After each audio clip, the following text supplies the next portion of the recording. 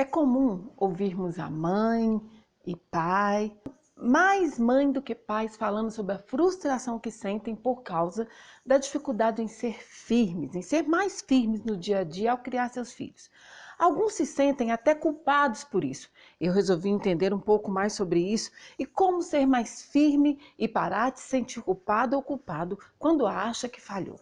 Eu sou a Edna Barbosa, sou escritora, pedagoga e contadora de histórias e eu crio conteúdos diários sobre criação de filhos, sobre desenvolvimento infantil e para desmistificar a criação, a vida infantil e ajudar responsáveis a consertarem seus erros enquanto é tempo. Então já se inscreve no canal para não perder nada. A sua inscrição é muito importante. Eu não vou falar aqui como estabelecer limites de uma forma saudável. Sobre isso já tem um vídeo aqui no canal. Mas como permanecer firme nos limites que você estabelece para a criança no dia a dia, quando nos deparamos com oposição, ou pelo menos demonstrar firmeza para a criança. Eu vou começar citando 5 erros comuns e depois 6 dicas para ser mais firmes para manter os limites. Muitas mães e pais abrem mão dos limites, regras e rotinas quando estão cansados, quando não querem se desgastar com pirraça, quando acham que estão ausentes demais e acabam cedendo, e qualquer outro motivo. E depois se sentem culpados. Ou seja, é um sentimento de culpa seguido por outro sentimento de culpa, que no futuro trará mais sentimento de culpa ainda se você não fizer nada enquanto é tempo. E aqui começam os erros. Um erro que vai desencadeando outros, porque a criança começa a testar até onde pode ir, até onde você vai desistir daquela regra, limite ou algo que você impôs. Ela aprende como te cansar. Isso é sério e ficará ainda mais grave na adolescência e por aí vai, porque você está perdendo a sua autoridade aos poucos. Pense primeiro que regras, rotinas e limites são saudáveis para a criança. E como eu sempre digo, a rotina que inclui essas regras e limites, porque elas estão atreladas, é a razão de pelo menos 60% dos problemas e estresses que você tem no dia a dia. De muitos pais e mães, por serem ausentes, e às vezes acham que não têm o direito de cobrar determinada coisa por isso. Abrem mão de serem mais firmes com a criança. Ok, criança não compreende que você precisa se ausentar para colocar comida em casa ou outras razões.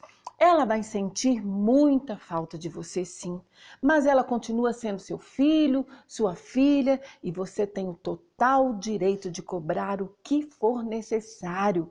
Ser firme faz parte do cuidado com a criança, até mesmo como dar banho, roupa, comida, porque você estará evitando erros, evitando feridas, dentre vários outros pontos. Então escreve isso. A qualidade do tempo que você passa com a criança é muito mais importante que a quantidade desse tempo. Se você vive uma vida corrida, saiba compensar essa falta, não abrir mão desse cuidado. E não compense essa falta com presentes ou abrindo mão das regras que você estabeleceu, mas usando a sua presença, brincando, conversando, contando histórias, de fato, melhorando o relacionamento entre vocês. Isso é muito mais importante para a criança. Outro erro comum acontece principalmente com as mamães. Lembra que eu falei que a autoridade vai sendo perdida aos poucos? Então, algumas mamães, quando veem que não está funcionando mais o que elas falam, começam a falar então, olha, você vai ver quando seu pai chegar, ou a vovó, ou o vovô, e vão transferindo essa autoridade. E se você quer perder sua autoridade de vez, então continue falando isso. A criança precisa respeitar você. Então não abra mão de se impor diante de determinadas situações. Além de prejudicar a sua autoridade, você está reforçando o estereótipo, principalmente do pai durão, briguento, que só prejudica e se afasta, que amedronta, e o que nós precisamos é de pais, além de presentes, cada vez mais participativos na criação dos filhos. O terceiro erro está na falta de consenso entre estabelecer rotinas, limites, entre os principais responsáveis da criança. Aqui a gente entra na criação sem acordo de como a criança será criada. Eu estou falando de, independente se são pais separados, se os principais responsáveis é o avô, o tio, o avô, a mãe, o tio, tanto faz. A falta dessa definição, além de causar brigas entre os responsáveis, também afetam e muito a autoridade um do outro, automaticamente afetando o desenvolvimento, essa firmeza que precisa no dia a dia. Eu estou falando de sentar, de escrever se necessário. Como essa criança será criada, quais serão os limites que colocaremos, como será a rotina, desde aula de desenho, arrumar a cama, tanto faz. E é claro que se vocês sentam para conversar, e nós estamos falando de duas pessoas diferentes, por isso acontecerão opiniões contrárias. Então vocês precisam pensar e se perguntar: o que contribuirá para o desenvolvimento da criança? Tanto emocionalmente, no cognitivo, eu estou falando da aprendizagem, no físico, no psicológico. Não. Eu quero isso porque eu fui criada assim. O que é melhor para a criança de acordo com o mundo dela funciona, não o que achamos. E para isso vocês precisarão buscar o mínimo de conhecimento também. Então não ache que você está no caminho certo, tenha certeza. Agora já era. Isso também é um erro. É como se agora eu já fiz errado, não tem mais como recuperar. Tem sim. Existe algo que se chama plasticidade neural, que é a capacidade do nosso cérebro de ressignificar algo. É por isso que uma pessoa que antes tinha medo de montanha-russa, hoje não tem mais. A criança não aprendeu algo negativo da noite para o dia e aquilo virou uma verdade absoluta para ela. Foram um conjunto de atitudes, de fatores que se tornaram hábitos. Então, da mesma forma, por meio da repetição, fazendo com que a criança se sinta parte e colaboradora desse processo de mudança, defina novos limites urgentes. O quinto erro é querer que a criança faça tudo o que você estabeleceu sem ser o principal referencial dela. Você pode ser agressivo, bater, qualquer coisa, que não vai dar certo. Você é literalmente o espelho dessa criança.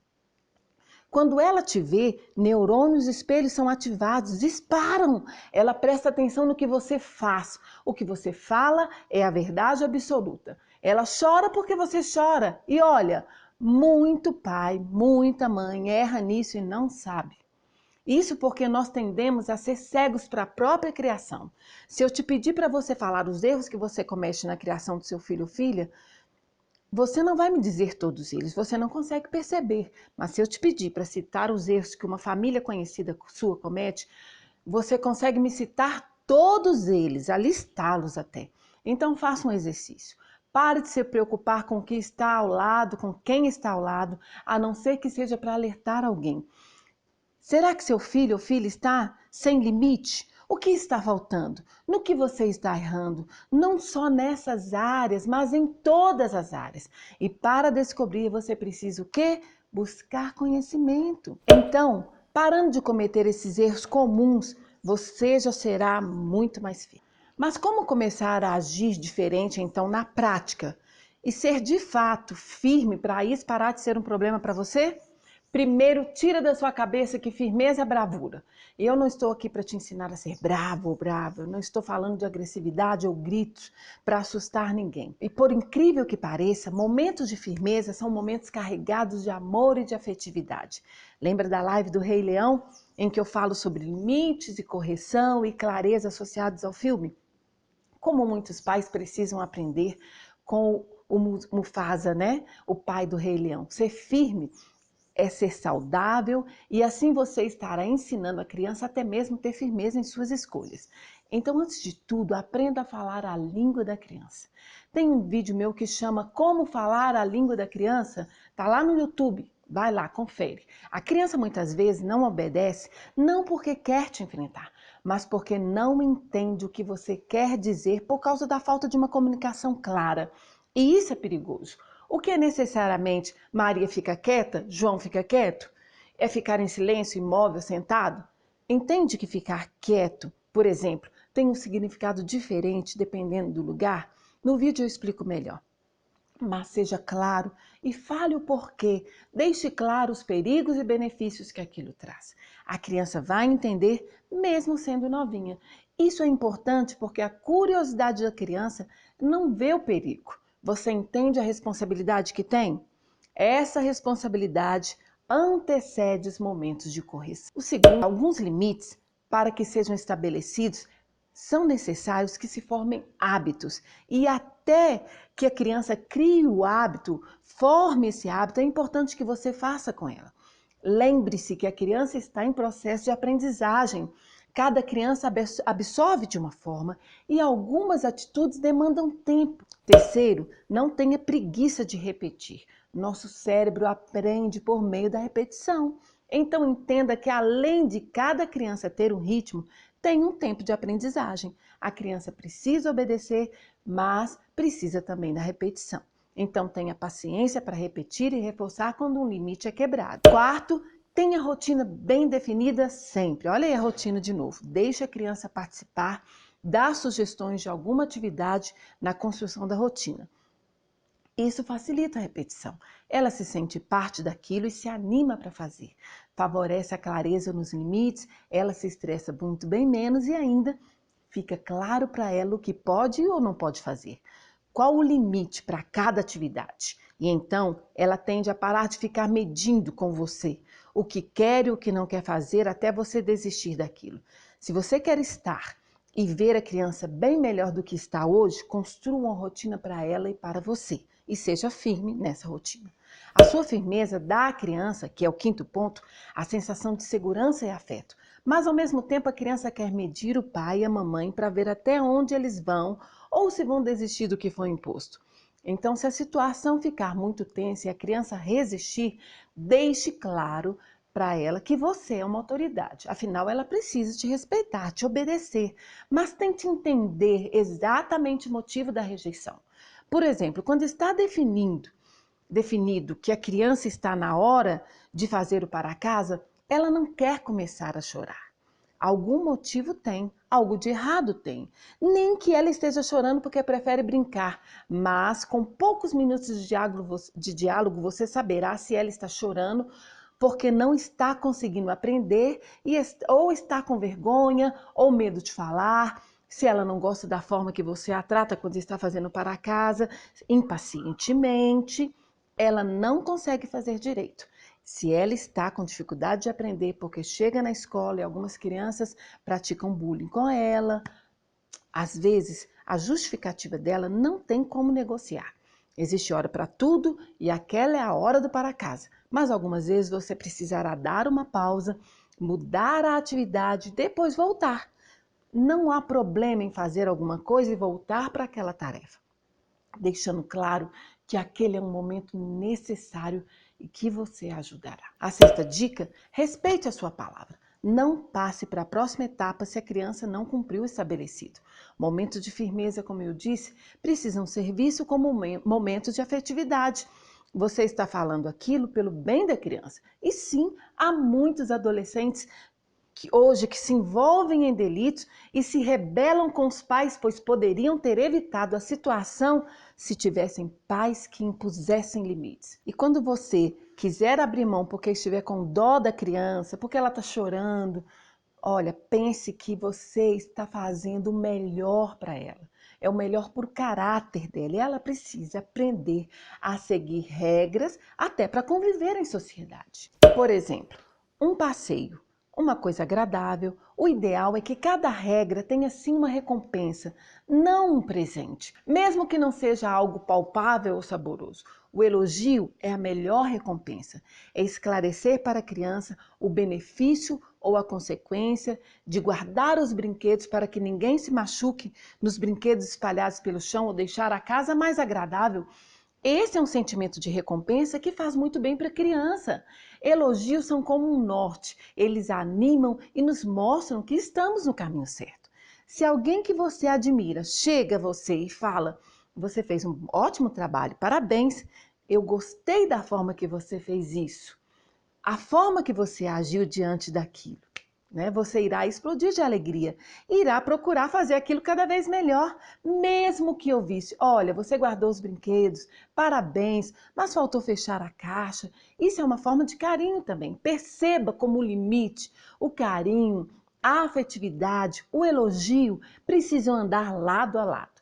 precisamos intercalar a firmeza com o carinho para impulsionar. Comece a usar essas falas que eu acabei de citar aqui, ao invés de você parece que não escuta o que eu falo, a tampa ficou do outro lado da casa, você é muito voado, voada, desobediente, bagunceiro. Faça o teste sobre o que dá mais resultado e depois você me fala. O que precisa ser evidente para a criança é que você não é só aquela pessoa na vida dela que cobra e exige, mas que também é uma pessoa carinhosa e afetiva. E eu estou falando aqui do carinho não como uma troca. Não é você me obedeceu, ganha carinho. Não obedeceu, não ganha. Carinho é suprir a necessidade da criança. É como comer a comida, tomar um banho gostoso. O carinho molda o cérebro da criança. Produzem hormônios no cérebro que fortalecem o vínculo entre você e a criança e faz com que ela se acalme e seja mais saudável, porque fortalece o sistema imunológico. Ou independente da firmeza no limite, dê carinho. A criança precisa entender que é amada e valorizada, mesmo que ainda não tenha absorvido as regras da casa, mesmo que não tenha as melhores notas na escola. Deixe claro para a criança que, filho, isso não muda o nosso amor por você. Mas não vamos desistir ou abrir mão das regras do que foi imposto, porque elas são para o seu bem. Aí, se você gostou desse vídeo, curte aí e se inscreva no canal para a gente continuar contribuindo com esses conselhos e com essas intervenções. Um abraço e até a próxima!